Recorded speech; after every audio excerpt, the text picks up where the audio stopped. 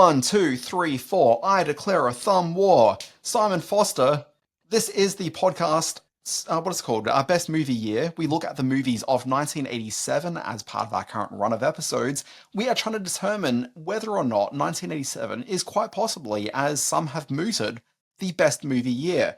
The only way we can do that is to go through, we've chosen 100 movies that came out through 1987. Week after week, we are looking at one of those movies. This week, Simon, we have rolled the dice on Over the Top, which is a movie that, look, I'll be honest, I didn't know existed up until a couple of weeks ago when we were trying to work out what 1987 movies there were.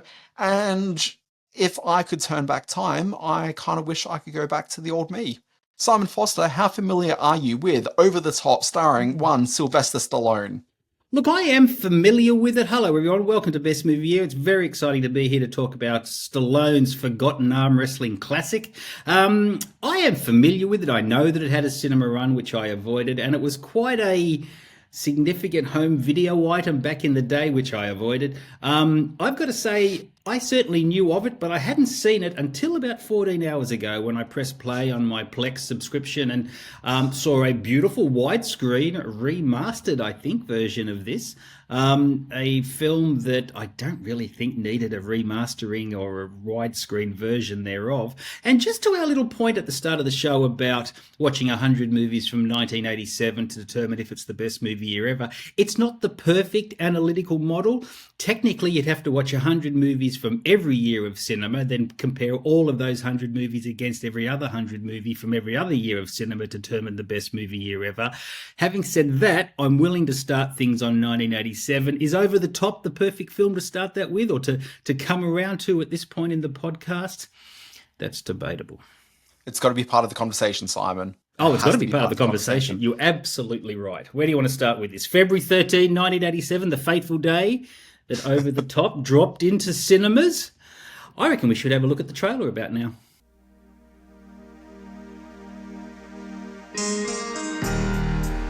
The road has always owned Lincoln Hawks.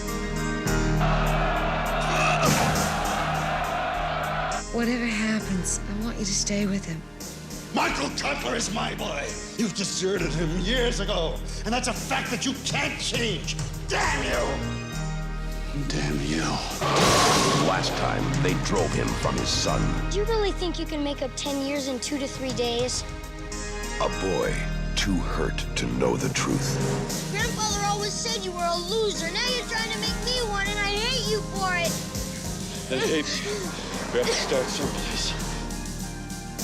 Take the money. Start a new life. Start your own family. Got a family. This time, there'll be no turning back. The court is going to give him to his father unless Hawks can't support him.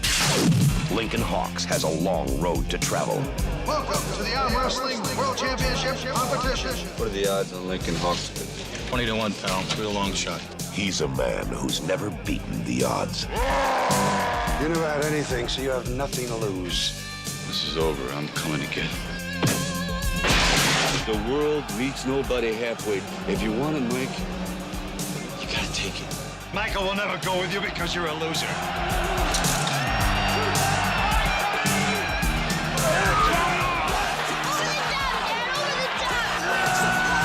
Sylvester Stallone. Over the Top.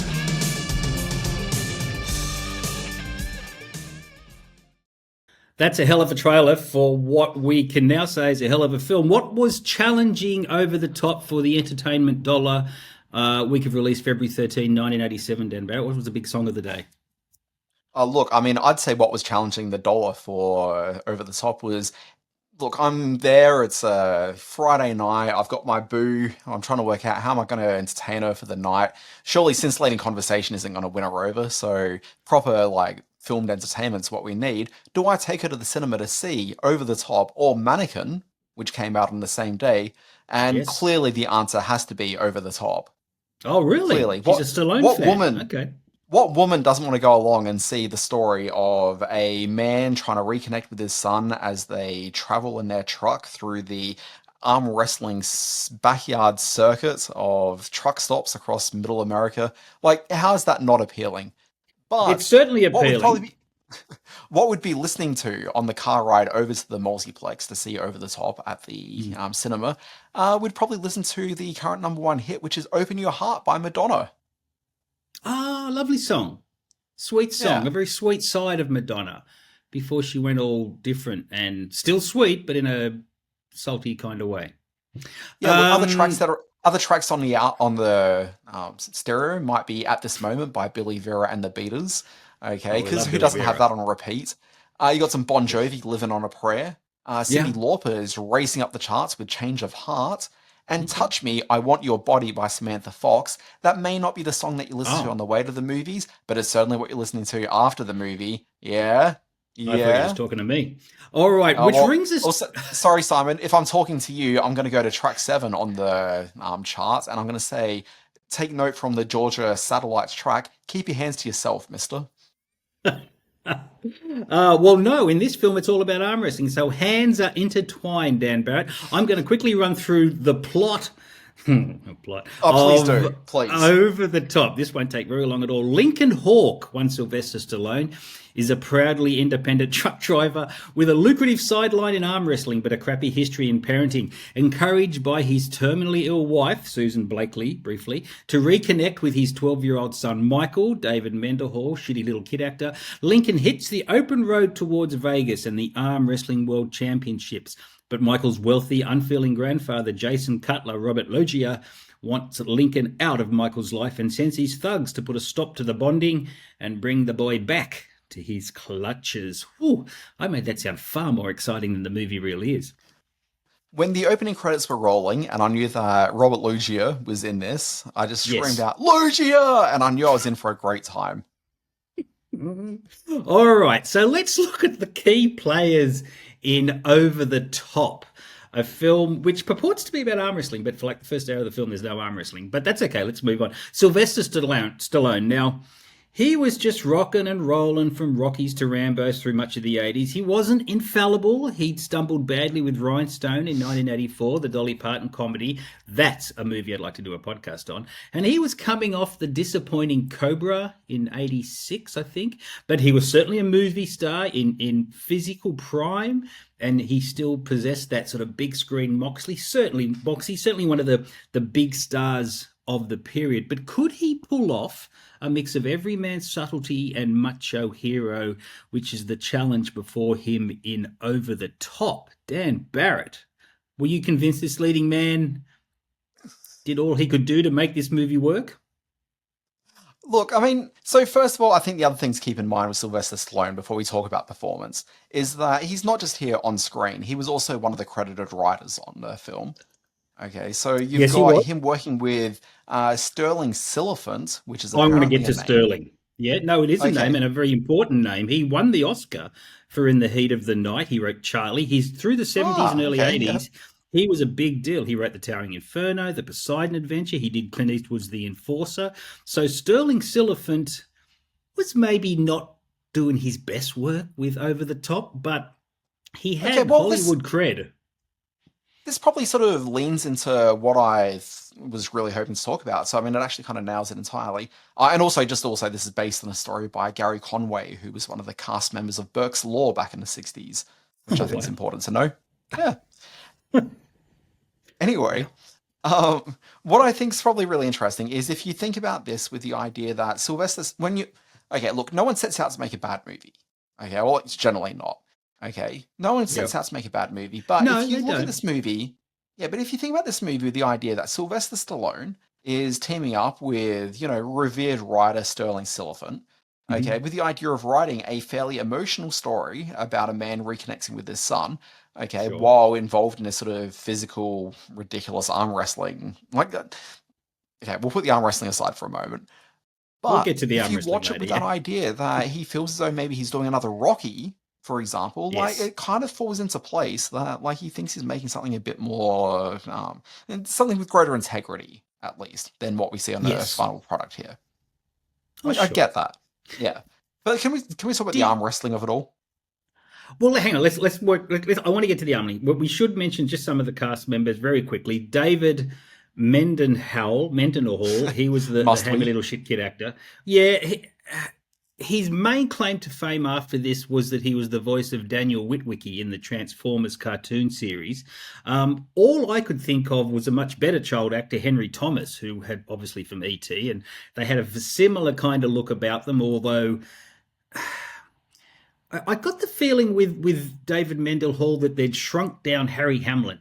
And he kind of looked like a little version of Harry Hamlin running around everywhere. He had that kind of face and that sort of Hollywood look about him, but he was a big performer. He had some big moments. And we've mentioned Robert Loggia. I mean, this is peak Loggia. He had 8 credits in 1987, which he then rolled into Big opposite Tom Hanks in 88. If you don't know Robert Loggia, you certainly know the scene on the piano from Big. He was the other guy dancing next to Tom Hanks in that. So I'm a big Loggia fan. I'm sure we'll come across Robert Loggia in the months ahead. So cast player. I wish I could mention an actress, but if there's one thing this movie made me miss, it was women on screen, because there's none in this movie. There's one. There's one for a little while. No, sorry. And then there are 2. There's the mother who dies. Yes, come on. Yes, okay. Susan Blakely. Also, she's gone in like 10 lines. There is a woman with maybe 1 to 2 lines working at the diner at the very beginning of the movie.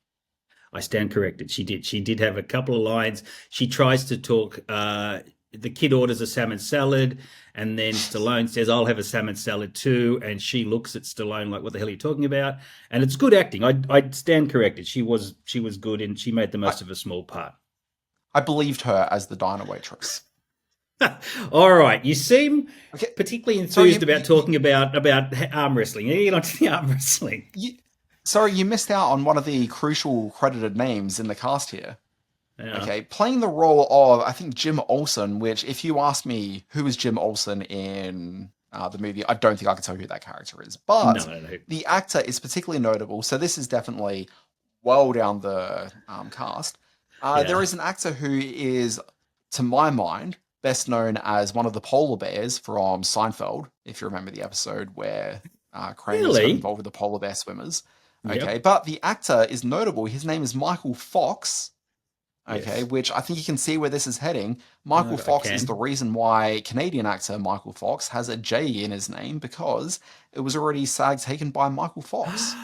That is interesting. And you know where he got the J from? His favourite actor, character actor, was one Michael J. Pollard, who was in Bonnie and Clyde and Little Foss and Big Halsey with Robert Redford years later and has done good work. He's in Roxanne with Steve Martin.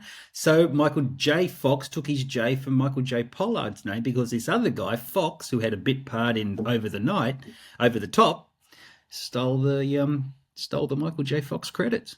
Look, worth noting as well, Michael Fox has like decades upon decades of credits to his name. Like, he is a long time character actor. Died in the mid-90s. Prominent SAG member. So all power to him. And good on you, Michael J. Fox. Who, hey, if you want to catch up on Michael J. Fox, episode 6 of Best Movie Year Ever, Light of Day, opposite Jane Jett. That was good listening. All right. Now, I know you're a big arm wrestling fan. And soon to be seen again in Secret of My Success, which will come later in the podcast. That's not far away either. God, that was a big year for Michael J. Fox. All right. Arm wrestling. Thoughts? As a sport? Well, look. And as the central conceit of a film. If you asked me yesterday, are there arm wrestling competitions? I would have said, I'm sure there are, okay, but this is probably just as equally silly as when you hear about people doing air guitar competitions. Sure. Okay. What I didn't realize, and because for some reason while watching this movie, Simon, I was inspired to do other things. I ended up looking up some news and information about the arm wrestling circuit. And yes, there is an annual, there was back in the day, an arm wrestling competition in Las Vegas. This was legitimately a big thing that takes place. But in the context of a movie, it just seems so silly. Come on. It really does. And I do want to say this with all due respect. The film does portray the arm wrestling community with a certain amount of respect. That's not entirely true. But they do cast several arm wrestling world champions: John Brzenk, Cleve Dean, Scott Norton, Alan Fisher, John Vreeland, Andrew Cobra Rhodes, These are all, he actually played the match referee in that final big contest. They all make cameo appearances, so they have the arm wrestling community on board for this film. And a guy called Randy Rainey, who plays Mad Dog Madison in this, one of the arm wrestling, he went on to star opposite, or co-star, maybe, feature, in Rambo 3 the next year with Stallone. Him and Stallone became tight thumb buddies, as it were. I'm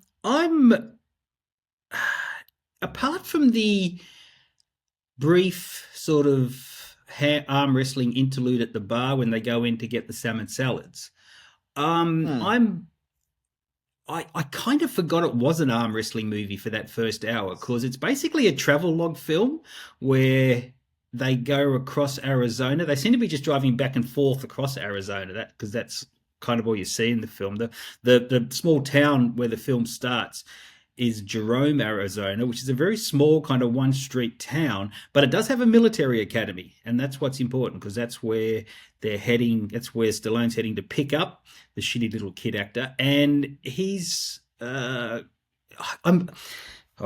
a little confused, Anna. Maybe you can help me with this. Young Michael is at the military school graduation, and when everyone else throws their hats up in the air, he's looking around. Now, who's he looking for? Because he doesn't know his dad. He didn't know Stallone was going to be there. He knows his mum is bedridden somewhere interstate, and Grandpa certainly wasn't going to be there. So I'm just confused as to who little Michael was actually looking for in the crowd. Has there been a character that's been excised in the final cut? But I don't know. Look, I'm starting to ramble. Maybe. Look, here's the thing, and you touched upon my big sort of issue with the movie. And can I read you my review from this from Letterboxd, which I put up live last night? Interesting. My review for this was: it's a common complaint about movies, but it could have used more arm wrestling. To my very point, it comes on big and strong in the last maybe 25 minutes, but up until then, not a lot of arm wrestling for an arm wrestling movie. Yeah. That said, and can I just read you another review I just came across on Letterboxd from user Cinema Joe? He said, "This is 100% the best movie about arm wrestling." Okay. And both of those reviews, neither of them wrong. This is 100% the best movie about arm wrestling. Okay. Because, how many others are there? But then also, this movie could have used not just more arm wrestling, but let's even just say some arm wrestling, because in the greater scheme of things, there is barely any arm wrestling in this movie, which is ostensibly about the arm wrestling circuit. Yeah, you're absolutely right. The only other significant arm wrestling moment in cinema that I can think of is The Fly with Jeff Goldblum, when he snaps Sky Bone, and believe me, that was very effective arm wrestling. Far more than you ever see in this film. So I really can't think of any other key arm wrestling moment. But yes, you make a valid point. Here's the thing. This movie spends so much time talking about this relationship between Sylvester Stallone and his son, his, what do you call it? Not wayward son, but his... well, no, sort of dad's the wayward one. He's like a military, snotty little posh kid. Yeah, absent. They've had an absence in each other's lives. Oh, sure. Okay. Yeah. But yeah, so the film spends so much time on that, but no one's there for that relationship. They're there for the arm wrestling. And the thing is, as silly as arm wrestling is, there is a way that you can embrace that silliness and also go really heavy with the arm wrestling. Why isn't there repeated sequences of them on the road, stopping by in roadhouses and at the back of, bars and clubs, having silly arm wrestling competitions and talking to, waitresses and just really just engaging in the large culture of arm wrestling. Maybe that's not what the culture is, and maybe they want to be pure in intent, but it does make for a good movie. Yeah, no, that's a movie I'd watch for sure. We are 8 weeks into this podcast, and we are coming across our first Golden Globus production. Those of you who are watching the video feed on this can see my Canon T-shirt that I'm wearing. The Canon company, which was the production house of one Menahan Golan, who directed this film, and his cousin of the movie.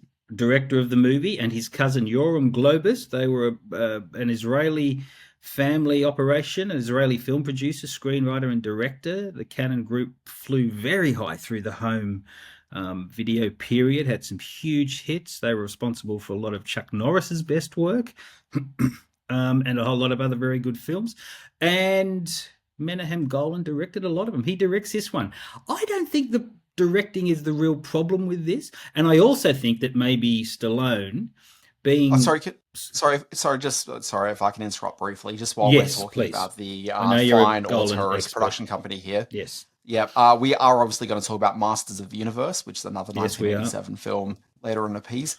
And I'm just checking my notes here. Also, Superman 4, The Quest for Peace, is another one of their films we'll be discussing later in the season. So in the scheme of things, Over the Top isn't too bad for a Golden Globus film. It's sort of in the top maybe 30% of Golden Globus films. Stallone was clearly offered a big paycheck here, and I think, being well versed in the directorial style of Sylvester Stallone, having seen Staying Alive on a number of occasions, I can see some of the visionary work that he does with light and cutting and editing in the final arm wrestling sequences. And he, as you say, he did also write the script for this, or was credited with contributing to the script. So yes, Golden Globus is very important. A few observations. In the 80s, we all washed trucks in slacks and braces. That was quite an opening to the film. when he was hosing down the truck without his shirt on, but with his slacks being held up by braces. Good look for he was a fine physical specimen. Doesn't want his pants to fall. Well, yeah, you make a great point. That's what braces are for. Boy, did I ride the volume button on this just to get some idea what the great mumbler was saying. He barely opened his mouth delivering some lines, and I don't know whether that's his take on the everyman or the working class man, but man, he opened his mouth when he was arm wrestling, that's for sure. But in every other instance, not so much. Look, the weird thing when I'm watching this movie, because I keep on really just being stuck on, like, what was the spirit of intent with this? Is he trying to make another Rocky style thing? Or is there supposed to be more of a tongue-in-cheek approach to this? And I can't help but feel that if you think about, like, the sort of era of Sylvester Stallone at this point, and I appreciate that, you know, he was certainly going through a bit of a, we'll call it a slightly sort of rocky patch at the time. Nice. So what's he just come off here? Sorry, I didn't mean to sort of go that way. But, well, like I said, he's just come off, he was stumbling a bit. He'd just come off Cobra, so look, which was kind of his big... Okay, so like Staying Alive in 83, going into Rhinestone in 84, sure. Rambo First Blood Part 2 in 85, Rocky 4 in 85, Cobra in 86, going into Over the Top. So he's looking for something to sort of break out. But you look at what he did in a couple of years following. Like 2 years later, you got like Tango and Cash. A couple of years later, you got Oscar and Stop or My Mum Will Shoot. So he's kind of verging into like... Yeah, so he's trying to sort of verge into like that sort of comedy period. So like maybe that's kind of what he's got his mind on for this. And maybe the comedy of it doesn't make its way through to the final... I don't think this was meant to be a comedy at all. I think this was a very sort of sensitive new age kind of sly where we're meant to feel that he's still appealing to his action hero roots by being both A, a truck driver, and B, an arm wrestler, but also being sensitive in wanting to reconnect with his son, who, God, I was sick of after 15 minutes and was willing to kick him out of the truck. But hey, just another thing, kids, don't drive trucks. What a stupid thing that was. Why would you give your kid the wheel to a giant rig and say, hey, you're doing a good driving now, son? I thought that was so excuse me, can I take you to one of the fundamental screenwriting things that we all learn? Chekhov's gun, introduce something in the first act, comes back in the final act, and here we go, learns how to drive the truck when he needs to get from his grandfather's place to Las Vegas. What does he do? He drives the little pickup truck to be able to get there. He only knows how to do that because Sylvester Stallone taught him to fire that gun at the beginning of the film. I should have realised that. I'm a film watcher of some experience. I should have picked up on that. You're right, Dan Barrett. Well pointed out. That was a necessary scene, him driving the open highway in a giant rig. Also, sorry, this is probably the time to do this, I guess. We've been talking about what was his motivation to make this movie. There's only one way we can truly find out, which is to ask the man himself, our special guest on... No. Sorry, Simon. What's coming up next? What are we talking about? We have to talk about getting guests on this to comment on. I'm sure they'd like to sort of react to some of our observations. Who wouldn't? Here's the thing. Obviously, we're talking about 1987 at the moment. Yeah. Yes. One of the years that I really want to pitch that we talk about next is 1991, which is when Oscar made its way to cinemas. If we reached out to Sylvester Stallone and said, Sly, mate, let's have a chat about Oscar, he'd be up for that, wouldn't he? Why would he not? Like, surely. Who else would be talking about it? Of course he would be. Yeah, that's exactly right. You could get John Landis, you could get Marissa Tomei and have an Oscar round table where they all sort of recollect on what an incredible experience that was to make. And okay, look, I mean, survive. Most of these people, like, who's not turning up to our podcast? Peter Riegert, if he's still alive, I'm not entirely sure. Chaz Parliamentary, Joey Travolta. He's still with us. Did Chaz die? Yeah, he'd come and talk. Yeah, Chaz is gone. Sorry, didn't you Don know? Amici, like, that's going to be difficult. Yeah, Von DeCarlo, that'll be difficult. All right, well, let's pitch this going forward. Let's put a pin in this. Let's put a pin in this and get back to the real star of this movie, the one that made the biggest impression was me, the pimply-faced super brat who arm wrestled young Michael over a pinball machine. Now, that was a hell of a performance, and if you haven't seen that, I'm going to put his picture up in the Substack newsletter that we send out from our website over the coming days. You will see... Boy, that was a big performance. In a Stallone film, to say the biggest performance is your pimply little pinball brat, he really made an impression. Is it because he was shirtless? Like, Simon, what are you trying to get at here? What's happening? It wasn't. He had a vest on. He had a vest without a shirt underneath, and that's a good look. I'll still do that today. In fact, I might wear that to the screenings this week. Yeah, look, if you could, I'd really appreciate that. Okay. Look, I honestly don't know where to go with from here. Like, I guess let's maybe talk about what do you think is like the breakout scene in this? Like, when you are thinking about this movie in the darkness of night, like, what is the moment that's going to come back to you as you shudder and record? Oh, boy. Gee, I thought I'd written this in and I haven't got to this. You know what I'm going to say? I'm going to say the moment that I remember most fondly from this and will ponder on for some time was when the guy, the arm wrestler in the FUBAR T-shirt, drinks the tin of Valvoline. I thought, if you're going to exert yourself in an arm wrestling contest, that might not be the best idea. Who knows what effect that's going to have on your internal workings. But that was the moment where I went, all right, we're all in on this. So the moment that comes to mind for me is there is an action-packed sequence that takes place midway through the movie where the grandfather's goons come and kidnap the kid back. And so Sylvester Stallone runs to his truck, which, I'm not a trucker, okay? No. I don't know if you know that about me. No. But I haven't spent a lot of time driving to big rigs, okay? But my understanding is when you get behind the wheel of the truck and, turn the ignition and get it started, you can't necessarily engage yourself in a street chase pretty quickly. It takes a bit of time to get that vehicle moving. Yes, okay? he By did that dump point, he dumped the brute out, the brute sort of load that he was carrying, the brute aftershave that he had on the back of the truck very quickly to go after the boy. So all credit to him. He worked that very quickly. So look, that's pretty amazing, but not as amazing as at the end of that sequence where he's caught up to the other guys with his truck. He was like cut across a big sort of dirt patch where for some reason the other car has also gone into the dirt patch when it could have just stayed on the road and avoided the truck, but that's neither here nor there as well. Yeah. Okay, but where they end up at the end of that sequence a few seconds later is in a car repair place. Okay, where Sylvester Stallone has literally driven his truck through a whole bunch of other cars, okay, to get in the way of the getaway truck. Yep. Okay, to stop that car, the truck, the kidnappers, to stop that going any further. And so then they get out of their car and they run off and he's able to rescue his son. Perfectly fine, but there's a large crowd of very burly men standing right behind him who presumably run the very car establishment that he's just plowed his truck through. They don't seem to have any problems at all with it. Like, whatever, just drive your truck through our many cars here that have some sort of financial value to us. I get the impression that was probably the third time that day something like that happened, so it's probably not a big deal to them. Yeah, look. Who am I to judge Middle America? I did have one favourite moment where there was a George Costanza line drop As long as you lose like a winner. I thought that was something that George Costanza might absolutely say, in line with "It's not a lie if you believe it." As long as you lose like a winner, which is one of my favorite things.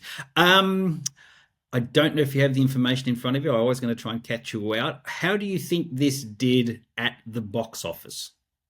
Oh, look, great question. Look, I mean, it's not spoken of with any reverence, so No, I it would is not. presume. Like, I don't know if this is like a massive turkey, because we also don't hear about people talking about that massive financial failure over the top. But I don't know. Look, I'm going to guess it like just squeaked by with a slight bit of profit. It stumbled its way to 16 million at the US box office in 1987. That's the equivalent of 44 million, 44.5 million in 2024 dollars. It was an expensive film to make because of all the payments that Stallone made to himself and that Golden Globus made to himself. So this is considered a bit of a flop for him, although in hindsight, it clearly wasn't one of his hugely expensive films. Now, I've got a section of my running... go on. Maybe box office flop, but his accountant's probably pretty happy with it. Oh, absolutely, yeah. I can see here on Wikipedia, it cites a $16 million budget with a $25 million... Sorry, $25 million budget with a $16 million box office. So that's a $9 million shortfall. That's a stinkeroonie. Yeah, absolutely. This part of the podcast I call Taking a Stand. And in the past, I've written like 2 or 3 lines why you have to love or hate this movie. In Taking a Stand, I've just written, meh. Well, I don't really have a stand on this film. Yeah. Look, the problem is, like, I watched this literally within the last 24 hours, and I don't remember almost anything about it. All right. Well, that gets to the. We now pose 2 questions to ourselves. Do we recommend to watch this to other people? Should they watch this film? To me, it's cheesy and it's stupid, but it's harmless. So to recommend, I'd say no. But if you've got the inclination, just knock yourself out. I don't care. But it's neither here nor there for me. Yeah. Look, I think for Stallone completists, sure. I would like to recommend this. If it had more arm wrestling, I think this could make a very good sort of Friday night beer movie where you're sitting down with a couple of friends in a lounge room and you're all just making fun of the film and having a great time with it. But there isn't enough to make fun of it here because they just lean too heavily into the relationship portion of it, which doesn't resonate at all, and there's just nothing to it. It's a failure on every level. Yeah. All right. That's shocking. Well, that kind of answers the next question.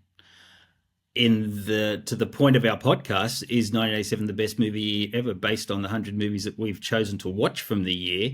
Where does this one sit on that scale? I don't think we can argue that the best movie ever based on Over the Top. No, I think that, I'm certainly glad that I watched this.